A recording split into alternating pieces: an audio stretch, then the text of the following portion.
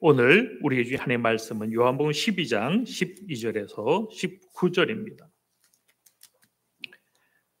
요한복음 12장 12절에서 19절입니다.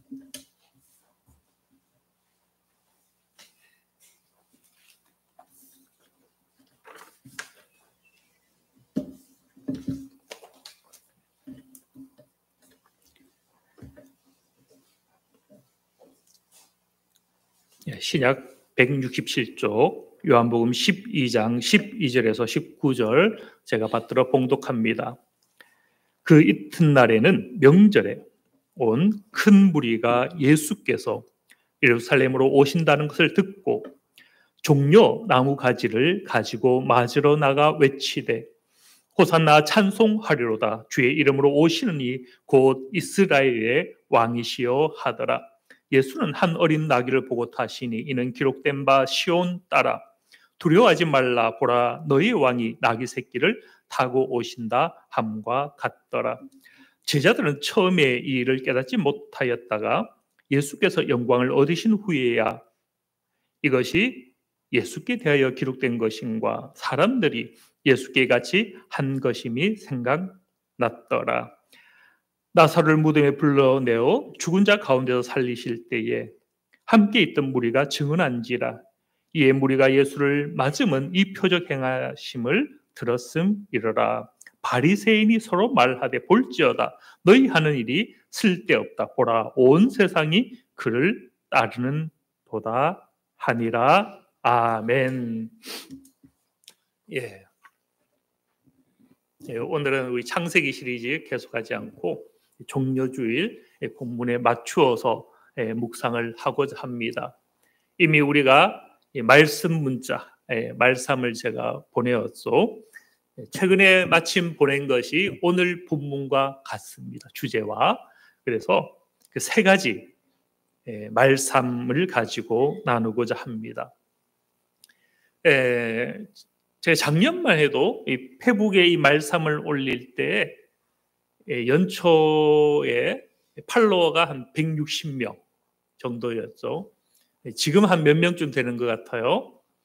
제가 그랬죠. 한 500명 넘어서고 계속 하다가 지금은 벌써 4,000명이 넘어섰습니다. 그러니까 우리가 원래 주제가 복음의 지경, 지평을 넓히는 교회죠. 온라인, 오프라인 모이는 교회는 아직 거기까지 나아가지 못했지만 오프라인으로 문서 선교를 통해서는 확장이 되고 있는 것을 보게 됩니다. 옛날에는 제가 이 말씀 묵상을 올려도 이제 좋아요 한 3명, 4명. 지금은 어제 올린 게 한 20명 넘게 했고 주초에 올린 거는 50명이 넘어서고 그래서 어쨌든 우리의 지금 목표하고 있는 이 말씀의 지경, 복음의 지경은 확장이 되고 있음을 보게 됩니다. 다만 이 모이는 교회, 여기서의 복음의 지평도 함께 넓혀질 수 있도록 우리가 힘쓰고 기도하면 좋겠습니다. 오늘 말씀은 먼저 제가 파워포인트 올리는 거 하나 좀 올려주실까요? 우리 13절을 통해서 먼저 하나 보고자 하는데요. 13절은 이런 말씀이죠. 종려나무 가지를 가지고 맞으러 나가 외치되. 주님께서 예루살렘 입성하실 때에 저들이 어떻게 영접을 했다라는 겁니까? 종려나무 가지를 가지고. 이 상황을 자세히 들여다보면 놀라운 참여가 여기 나타나는 것을 발견해 볼 수가 있습니다. 종려나무는 학자들이 붙인 학명이 있는데 피닉스입니다. 불사조와 죽어도 재가 되어도 다시 되살아나는 피닉스. 주님을 영접할 때 저들이 이 종려나무를 흔들었다라는 것은 저들은 몰랐지만 무엇을 준비한 겁니까? 주님께서 죽으시고 다시 살아날 것을 저들은 기대한 사건이 바로 이 종려주일에 대한 시작이요 내용이 되는 것을 우리는 이 본문에서 발견을 한다라는 거죠. 종려나무가 왜 부활의 상징이 될까요? 종려나무는 그 밑동을 잘라도 다시 살아납니다. 심지어 태워도 마찬가지입니다. 사막에 두어도 물 없는 광야에서조차도 그 뿌리를 무려 100m, 200m까지 내려서 물을 흡수해서 살아남는 것이 종려나무. 그런 까닭에 부활의 상징이죠. 저들이 주님을 이렇게 영접을 했다라는 겁니다. 단 여기는 어떤 의미에서 치명적인 약점이 있어. 저들은 이것을 알고 깨달아 알고 주님의 부활을 기리며 참여한 것은 아니었더라. 부지 중에 한 것이 주님에 대한 부활에 대한 참여였을 뿐이다라는 겁니다. 무엇을 뜻하는 것 같아요? 알지 못하고 드려진 헌신은 그것은 그 자체는 아름답지만 그러한 헌신 저 뒤편에는 무엇할 가능성도 있다라는 겁니까? 헌신에 드려진 그 영혼, 깨달아 알고 참여한 영혼이 아닐 때 그 영혼은 동시에 주님을 대적하는 영혼도 될 수 있다라는 이 한계가 저들의 헌신에 담겨져 있다라는 거죠. 이 청중이 나중에는 무슨 청중으로 바뀝니까? 십자가에 못 박으라라고 외치는 군중의 무리들, 그런 군중의 소리와 그 화음이 나중에 본문에 보면 뒤바뀌고 있는 것을 우리는 성경에서 보게 되는 거죠. 여기서 우리가 발견할 수 있는 것은 무엇입니까? 우리도 헌신하지만 우리의 헌신이 말씀 이끄는 헌신, 깨달아 아는 헌신이 아닐 때에 그 종착에 무엇으로 변질될 수 있다라는 거예요? 저들의 자리와 같을 수가 있다라는. 지금은 주님을 찬양하고 주님을 영접하지만 우리가 진정 깨달아 아는 드려진 온전히 자기 삶이 하나님께 드려진 자가 아닐 때 그 예배가 바뀌어서 원망이 될 수가 있고 불평이 될 수 있고 대적의 자리까지 이끌릴 수 있다라는 것이죠. 우리가 성경에 보면 부지 중에 주님의 장례를 준비했던 향유 옥합을 깨뜨렸던 한 여인의 헌신을 보게 되죠. 그 여인 마리아는 알고 주님의 장례를 위하여 향유를 깨뜨린 것은 분명히 아니었죠. 그런데 그럼에도 불구하고 그의 헌신은 저들의 헌신과는 달랐죠. 마리아는 어떤 여인이었어요? 주님 발 앞에 무릎 꿇고 그 말씀을 듣는 영혼이었죠. 그런 까닭에 그는 부지 중에 주님의 장례를 준비하는 헌신을 드렸지만 저들이 참여한 그 호산나와는 달랐다라는 것.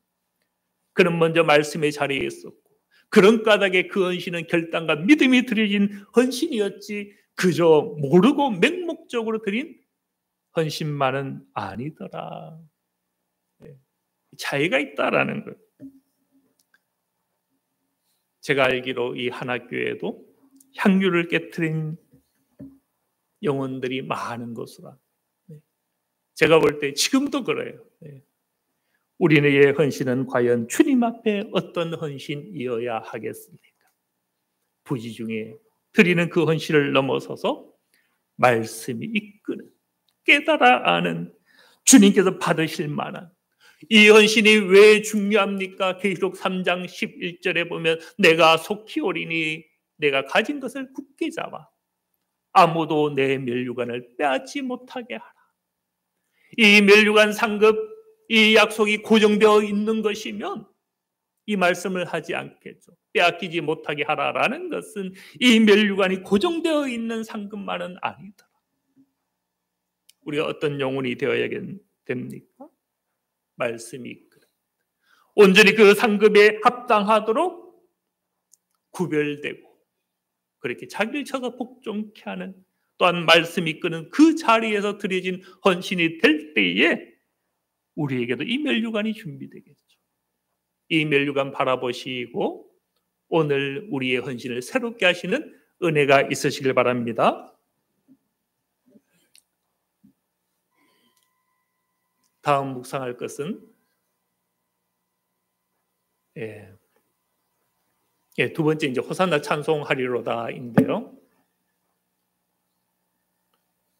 13절 하반절에 보면 나가 외치되 호산나 찬송하리로다. 이 호산나는 우리말로 번역하면 지금 그리고 구원하소서 이 두 단어가 붙은 말입니다. 호시아나. 저들은 종려나무가지를 들고 무엇이라 외쳤습니까? 호산나라고 외쳤죠. 시편 118편 25절에서 나타난 고백이 있어. 그런데요, 이 호산나 찬양 역시 치명적인 약점을 가지는 것을 발견해 볼 수가 있다라는 것. 왜냐하면 저들 청중은 주님을 향하여 호산나 호산나 외쳤지만 무엇을 놓쳤습니까? 이 호산나 지금 구원하소서 그 구원이 오는 방식을 저들은 오해하고 있더라라는. 그것은 오히려 저 십자가를 통해서 오는 것. 만약에 저들이 이것을 알았다면 십자가 앞에서 무기력하게 달리신 그 주님을 볼 때에 실망하고 떠나갔겠습니까?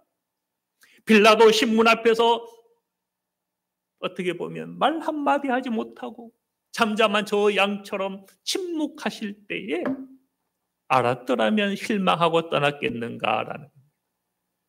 저들은 호산나를 오해했죠.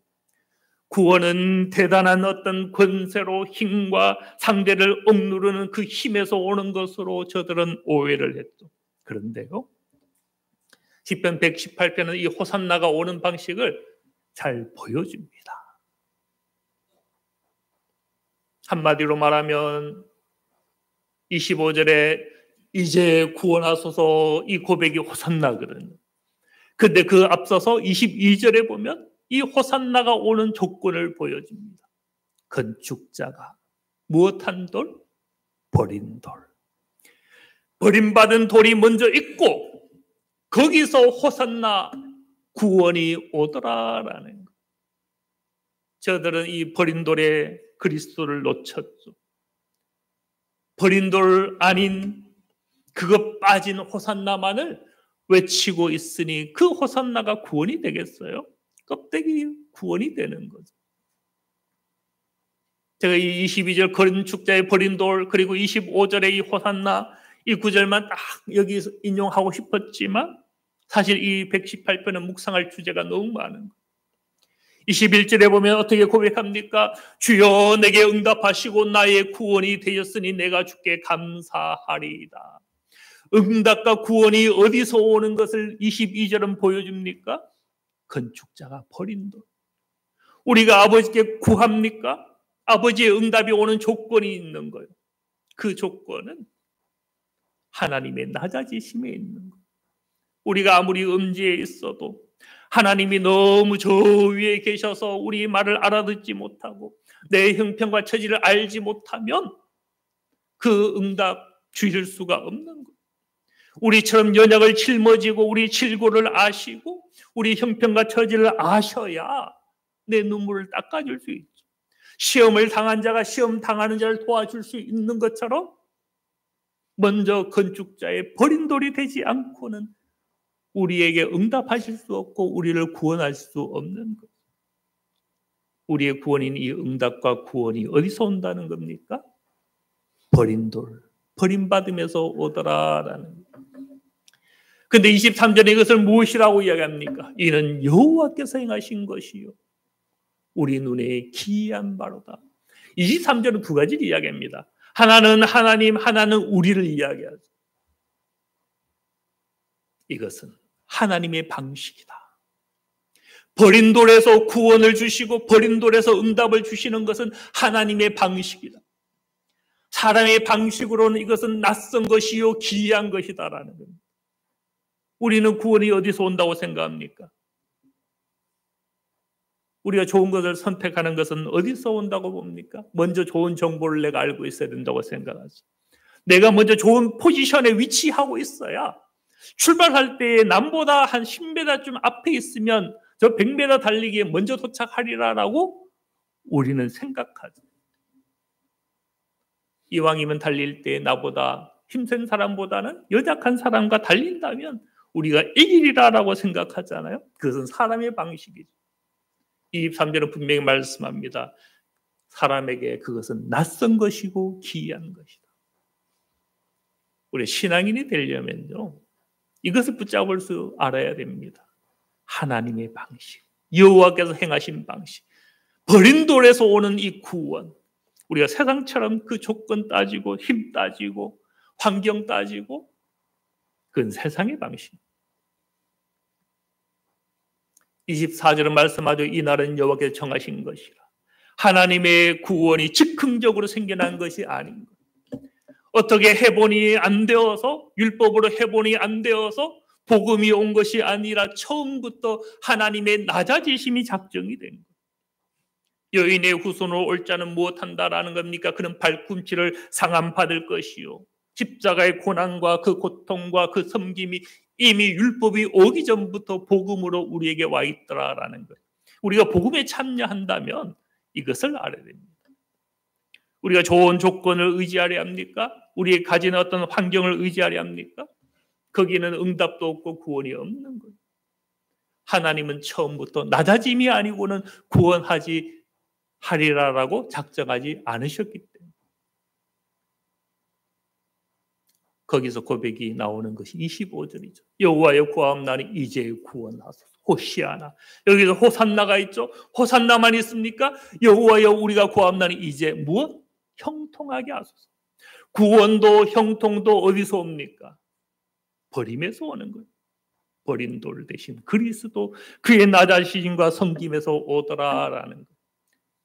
여러분, 형통 좋아합니까? 싫어합니까? 구원 좋아해요? 싫어해요? 그럼 호산나를 외치고 형통만을 외쳐서 되는 것이 아니라 동시에 누구의 줄을 잡아야 됩니까? 버린 돌의 줄을 쫓아야 되는 거예요. 그분이 걸어가신 자기를 부인하고 자기 십자가를 지고 따르는 것. 자꾸 우리가 우리의 조건을 이야기하고 우리의 힘을 이야기하고 내가 어떤 차지하고자 하는 내가 원하는 것을 이야기하고 그건 내려놓아야 거기에 응답이 있고 구원이 있고 거기에 형통이 있다라고 성경은 분명히 말씀하더라라는 거예요.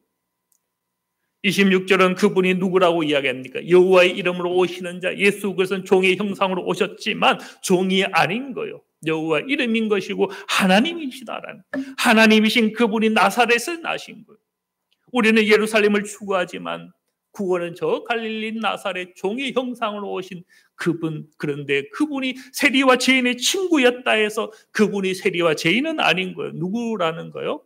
여호와의 이름으로 오시는 이 하나님이시다.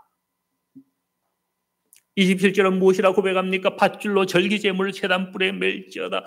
그분은 이 땅에 오셔서 제물 되기로 작정하신 분. 제물은 어떤 성격입니까? 밧줄로 묶인 자인 거예요. 우리의 해방과 자유를 위하여 주님은 묶인 자가 된 거예요. 결박당하신 이가 되었다라는 겁니다. 희생당하실 어린 양으로 거기에 매여 있는 분으로 오셨다라는 거예요. 우리가 자신이 자유도 아니고 해방도 아니고 묶여 있다면, 그게 주님을 따르는 길이라면 우리가 그것을 참으로 받아들일 수 있는 영혼이 이 중에 몇 명이 있을까요? 묶여 있기를 원합니까? 그런데 주님께서 하신 말씀은 너희가 나를 따르려거든 자기를 부인하고 자기 십자가를 지고 나를 따르지 않는 자는 나와 상관이 없다라고 말씀하신 거죠. 주님께서 그렇게 말씀하신 이유는 당신도 무엇으로 오셨다라는 거예요. 절기제물로 제단불에 묶여있는 그리스도 어린 양으로 오셨기 때문에 우리에게 그것을 요구할 수 있는 분이신 거예요. 그런 까닭에 사도 바울은 로마서 12장 16절에 하나님의 백성을 향하여 무엇이라고 말씀합니까? 높은 데 마음을 두지 말고 도리어 낮은 데 처하며, 그와 같이 말씀하실 뿐인 것. 우리가 종려주일에 고난주간 우리가 부활절을 기다리는 영혼이 되고 이 사순절에 참여하는 영혼이 되려면 우리는 무엇해야 됩니까? 우리를 위하여서 제단 뿔에 매여 있는 그리스도를 항상 생각해야 되는 것이고, 우리는 그런 주님을 따르는 누구인가? 혹 우리 마음은 허망한 걸 바라보고 저 높은 것만을 품는 자는 아닌가 돌아보아야 된다라는 사실. 왜요? 구원과 응답이 어디서 왔기 때문에? 버린 돌에서 왔죠. 구원이 거기서 시작이 되었죠. 이것은 구원의 신비이다. 우리 성도님들 성경 읽으시죠. 성경을 읽으면 상식이 많습니까? 신비가 많습니까? 뻔한 상식, 세상적인 어떤 교훈이 많습니까? 아니면 그걸 깨트리는 신비가 많습니다. 신비가 많죠. 그런데 우리가 살아갈 때는 무엇을 의지합니까? 상식을 의지합니다. 현실의 가치를 따르죠. 말씀을 따름이 아닌 거죠. 주님을 따름이 아닌 거예요. 내 고집을 따르는 것이고 내 살아온 방식을 따르는 거예요. 그러나 성경은 구원의 방식을 그렇게 말씀하지 않는다. 버린 돌이 빠진 호산나를 시편은 증언하지 않는다라는 거예요. 우린 주님처럼 자기 중심성, 자기 주도권 내려놓아야 되는 거예요. 거기에 응답이 있고 구원이 있기 때문에.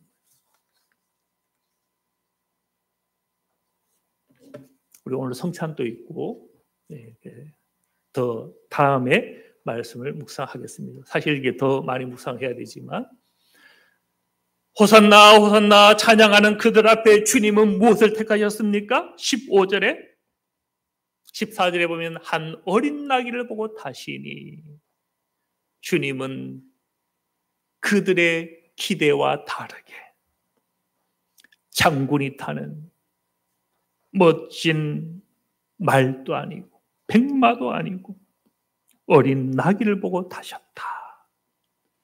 15절은 이 말씀이, 이 사건이 무엇이다라고 증언하고 있습니까? 15절은 기록된 바, 이것은 미리 성경에 예고된 것이 무슨 말씀입니까? 스가랴 9장 9절이죠. 기록된 바 시온에 따라 두려워하지 말라. 보라, 너희 왕이 나귀 새끼를 타고 오신다 함과 같더라. 그래서 제가 스가랴 9장 9절 찾아보았어요. 찾아보니 이렇게 말씀합니다. 시온에 따라 크게 기뻐할지어다. 예루살렘에 따라 즐거이 부를지어다. 보라, 내 왕이 내게 임하시나니. 그 다음 말씀이 중요한 거예요. 이 복음서는 주님의 행적, 주님의 말씀을 다 기록할 수가 없었죠. 하나님의 말씀과 행적을 다 기록한다면 세상의 모든 책을 다 모아도 기록할 수가 없기 때문에 부분적으로 조금만 기록을 했죠. 까닭에 구약의 말씀을 인용할 때도 다 인용하지 못했죠. 근데 스가랴 9장 9절은 어린 나귀를 타시는 왕을 이렇게 말씀합니다. 그는 무엇 하시며? 공의로우시며. 그는 무엇을 하신다는 겁니까? 구원을 베푸시며. 왜요? 겸손하여서. 공의와 구원과 겸손을 스가랴 9장 9절은 보여주죠. 이 세 가지는 예수님의 자리인 것. 예수님은 왕이시기에 공의로 통치하시는 분이죠. 공의로운 통치가 아니면 무엇이 없습니까? 구원이 없습니다. 왜곡된, 공의는 다른 말로 정의잖아요. 정의가 깨어진 곳에 구원이 있겠어요? 하나님이 통치가 없는데 거기 구원이 있겠습니까? 공의로운 통치가 나타나는 그곳에 구원이 있는 거예요. 그런데 이 스가랴 9장 9절은 이 공의로운 통치와 공의로운 구원이 오는 방식을 보여주죠. 그것은 어디에서 온다는 겁니까? 겸손에서 온다. 하나님의 낮아지심에서 온다라고 말씀하죠. 말도 아니고 그것도 낙인데 나귀 중에서도 작은 것, 나귀 새끼.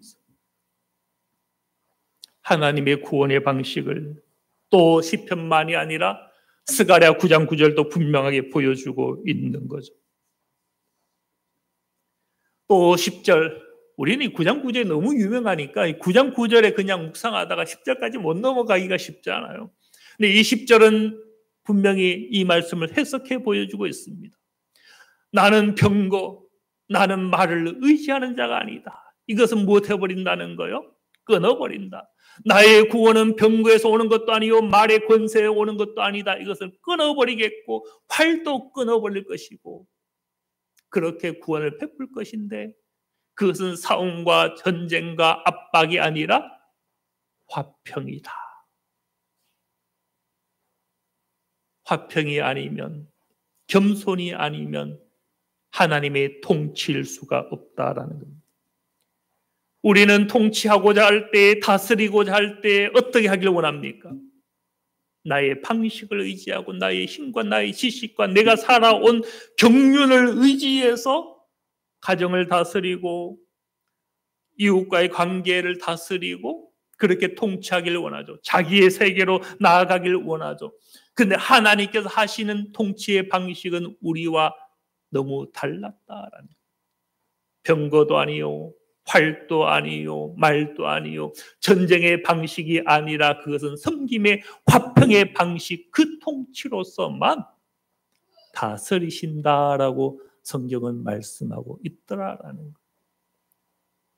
겸손이 아니고는 아무것도 행하지 않으셨다라는 거예요. 이것을 보면 우리가 성경에서 말하는 겸손의 의미를 알겠죠.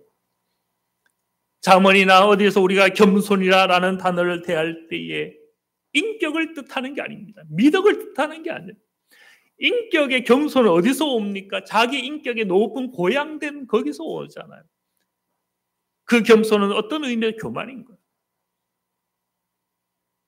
성경에 말하는 이 겸손은요, 크게 보면 두 가지입니다. 하나님의 겸손인데 그것은 지극히 낮아지는 것이고 또 하나는 그것 때문에 참여하는 성도의 겸손인데 이 겸손을 성경에는 다른 말로 온유다라고 번역을 하고 이 말을 다른 말로 겸손이다라고 번역한 거예요. 그래서 이 온유라는 말, 겸손이다라는 말 어원을 찾아보면 아니, 아나우, 아나 이런 단어거든요. 비천한. 즉 주께서 겸손하여서라는 것은 어떤 의미입니까? 종의 형상을 입고서 비천한 자의 형상이 되어서 이런 의미입니다. 그렇다면 우리가 주님의 겸손에 참여하려면 우리 역시 내려놓아야 되는 거예요. 내가 무언가 헤게모니 주도권을 쥐고서 무엇을 한번 택해보는 것이 겸손이 아닙니다. 겸손은 내가 그 나라 때문에 상한 심령이 기꺼이 되는 것. 하나님 나라가 너무 고대가 되어서 그 기다림 때문에 우리가 마음에 상한 심령이 되는 것. 우리가 무엇을 세상에서 얻고자 할 때 얻지 못하면 그 사람이 마음이 무엇합니까? 상하잖아요. 그게 겸손입니다. 하나님의 나라를 사모하고 그분의 응답을 사모하고 그분의 은혜를 사모하는데 이 사모한 마음이 너무 큰 거예요. 그것 때문에 우리 마음이 상한 자가 된 것. 그게 시편의 고백이에요. 시편에 보면 상한 심령의 탄식이 얼마나 많이 등장합니까? 그 영혼들이 왜 탄식하며 시편에 하나님께 부르짖고 고백하며 노래합니까? 그분의 위로를 사모하는 것. 이 땅의 위로를 사모하는 차원을 넘어서 있더라라는 것. 성경의 겸손은 우리에게 그것을 보여주시죠. 이 땅의 것을 연연해 하지 않는, 이 땅을 순례자로 지나가는 자로 본향을 향하며 바라보며 나아가는 첫 창조를 넘어서서 새 창조를 바라보고 영원한 몸을 입을 그 새 창조, 모든 이 피조세계의 눈물을 씻어줄 그 하나님의 새 창조를 바라보고 오늘 하루하루를 순종하는 자로 자기를 드리는 것.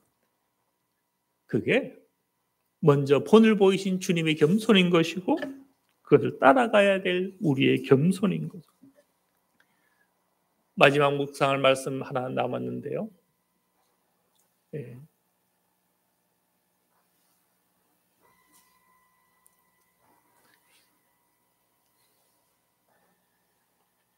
예, 19절에 보면요. 바리새인들이 서로 말하되 볼지어다 너희 하는 일이 쓸데없다. 인생들은 해 아래 사람의 수고가 쓸데없다는 것을 모릅니다. 우리도 보면 당장 어떻게 수고하지만 그 결과가 어떠할지 알지 못할 때가 많소. 실컷 수고했는데 남의 수고가 되고, 차라리 그것은 괜찮아요. 내가 수고한 열매를 남이 가져갔습니까? 차라리 그런 수고는 누구가 남이 덕을 봤다면 괜찮죠. 그런데 우리의 수고는 종종 물을 땅에 부음이 되는, 물론 그 부음이 식물을 자라게 했다면 상관이 없겠지만 그렇지 못한 우유를, 접시를 깨뜨려서 그 우유를 땅에 부음과 같은 수고가 많더라라는. 우리가 겉으로 볼 때 이 세상은 점점점 진화하고 진보하고 형통으로 나아가는 것처럼 보이잖아요. 과학도 발전하고 농업기술, 산업기술이 발전하니 사람들의 행복이 점점 나아지는 것처럼 보이죠. 그런데 가만히 보면 무슨 힘이 더 큽니까? 왜곡되는 힘이 더 크더라. 여기는 샬롬이 있는데 저쪽 땅에는 기근이 있고 눈물이 있고 탄식이 있더라라는 거. 여기는 부가 있는데 저기는 배고픔이 있더라. 그 눈물 젖은 빵 가운데 어찌할 수 없는 탄식이 저쪽에는 있더라라는 거. 생각해 보세요. 문명이 더 발전하고 농업 산업 기술이 더 발전했는데 왜 옛날에 없던 기근이, 더 심한 기근이 생기는가? 이 세상은 우리가 생각하는 것처럼 그저 진보만 하고 더 나은 세상이 되는 것은 아니더라라는. 그렇게 보면요, 참으로 형통한 것은 하나밖에 없습니다. 저들이 십자가의 주님을 못 박았지만 그것이 오히려 부활이 되고 구원이 되는 것처럼 형통한 것은 하나님의 구원 사역, 하나님의 일만이 형통하죠. 그렇다면 우리가 헛된 수고로 달려가겠습니까? 아니면 하나님의 일 가운데 우리의 헌신이 드려지는 그것을 우리가 품어야 되겠습니까? 하나님의 일만이 형통하다면 우리가 부지중에 섬기는 것도 하나님의 일을 위하는 것이 될 수 있지만 그것은 너무 위험한 것이죠. 그런 헌신은 대적의 자리에도 놓일 수 있기 때문에, 그렇다면 우리가 지금 이 말씀을 마치는 이 말미에 붙잡을 것은 하나님의 일만이 형통하다면 우리의 헌신이 하나님의 일에 쓰임받는 선한 통로가 된다면 얼마나 좋겠는가. 그런데 이것을 알려면요, 하나님이 일이 이루어지는 방식을 알아야 됩니다. 돌아가면 하나님의 일은 세상의 지혜, 세상의 힘, 세상의 조건이 아니라 겸손에서 오죠. 낮아짐에서 오죠. 버림에서 오죠. 세상의 기이한 방식으로 온다는 것. 우리가 이것을 알면 나의 사사로운 생각, 나의 사사로운 지식, 내가 옳다고 여기는 것, 무엇 해야 되는 거요? 내려놓아요. 19절, 너희 하는 일이 쓸데없다. 우리 한번 고백해 볼까요? 시작. 너희 하는 일이 쓸데없다. 예. 너희니까 옆 사람 보면 예. 우리 인생에 하는 일은요, 쓸데가 없어요. 우리가 하나님께 드려진 일, 그 방식을 알기 전에는 달려갔는데 잘못된 거, 뛰어갔는데 날아갔는데 방향이 틀린 거. 힘을 의지했더니 오히려 더 멀리 잘못된 길을 벗어나 있더라라는. 우리는 이것을 알아야 됩니다. 인생적 선택은 다 쓸데가 없다라는 것. 그렇다면 우리가 고백할 것은 무엇밖에 없습니까? 너의 행사를 여호와께 맡기라. 앞에 고백은 이제 하면 안 돼. 우리가 마지막 붙잡을 고백 무엇입니까? 너의 행사를 여호와께 맡기라. 이제 다시 한번 고백하고 마치죠. 너의 행사를 여호와께 맡기라. 예, 이것도 이제 너니까 옆 사람에게 하셔야죠. 시작. 너의 행사를 여호와께 맡기라. 그리하면 내가 경영하는 것이 이루어지리라.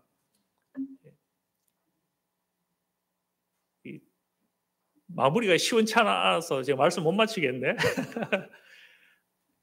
그 길을 걸었던 사람이 다메섹 엘리에셀이요. 자기는 상속자의 지위가 될 수 있었지만 아직 나지도 않은 이삭 때문에 그 지위를 박탈당했지만 이 다메섹 엘리에셀이 자기 길을 선택했습니까? 자기 주권을 회복하고자 했습니까? 이삭을 시기했습니까? 아닙니다. 성경에 보면 늙기까지 충성했어요. 청지기 직분을 이 다메섹 엘리에셀은 떠나지 않았습니다. 왜요? 자기 길을 누구에게 맡겼습니까? 하나님께. 또 누굽니까? 내가 좌하면 나는 우하겠고 내가 우하면 나는 좌하리라. 아브라함의 선택을 보세요. 아브라함도 마찬가지죠. 본인이 주도권을 쥐고자 하지 않았다라는 거예요. 하나님께 맡긴 거예요. 내가 좌하면 내가 우할 것이고 내가 우하면 나는 좌하리라. 오늘날 누가 지혜롭습니까? 그것을 선택했던 아브라함의 조카 롯이 지혜자였습니까? 그것을 맡겨버린 아브라함이 지혜자입니다. 롯은 에덴 동산과 같았거든요. 에덴 동산과 같았으니 그걸 잡았죠. 잡았는데 알고 보니 거기가 소돔과 고모라였고 나중에 거기서 나올 때는 빈털터리가 되어서 나왔어요. 그의 행사를 하나님께 못 맡겼다라는 거예요. 또 누가 있을까요? 욥도 마찬가지. 주신 자도 여호와시오 취하신 자도 여호와시니 이 고백을 했던 욥의 마지막 결말은 아름답고 아름다워요. 하나님께 맡기. 네. 우리가 이 지혜가 있으시기 바랍니다. 제가 이 말씀 묵상하면서 사실 우리 교회에 이제 중요한 이슈가 있습니다. 공유 문제가 있는데, 이제 선택할 시간이 많지 않습니다. 많지 않은데, 과연 우리가 이것을 하나님께 맡길 수 있을까요? 한번 고민하시기 바랍니다. 기도하겠습니다. 너는 내게 부르짖으라. 내가 내게 응답하겠고 내가 알지 못하는 크고 은밀한 일을 내게 보이리라. 하나님, 우리가 알 수 있는 것, 내가 생각한 것 내려놓고 하나님의 크고 은밀한 하나님의 생각이 우리에게 이루어지는 것을 보게 하여 주시옵소서. 우리 모든 행사를 주님께 맡깁니다. 주님께서 우리 교회에 앞서가시고 우리 가정에 앞서가시고 나의 삶 가운데 앞서가셔서 주님께서 주도권을 지시고 주님께서 우리 삶을 인도하실 때 거기에 응답이 있고 거기에 구원이 있고 거기에 호산나가 있음을 우리가 압니다. 이 종려질 이 고난주간 우리보다 앞서가셔서 먼저 건축자의 버림돌 되신 그 주님의 삶과 지혜가 또한 우리 것이 되게 하여 주시옵소서. 모든 것 감사드리며 예수 그리스도의 이름으로 기도드립니다. 아멘. 예.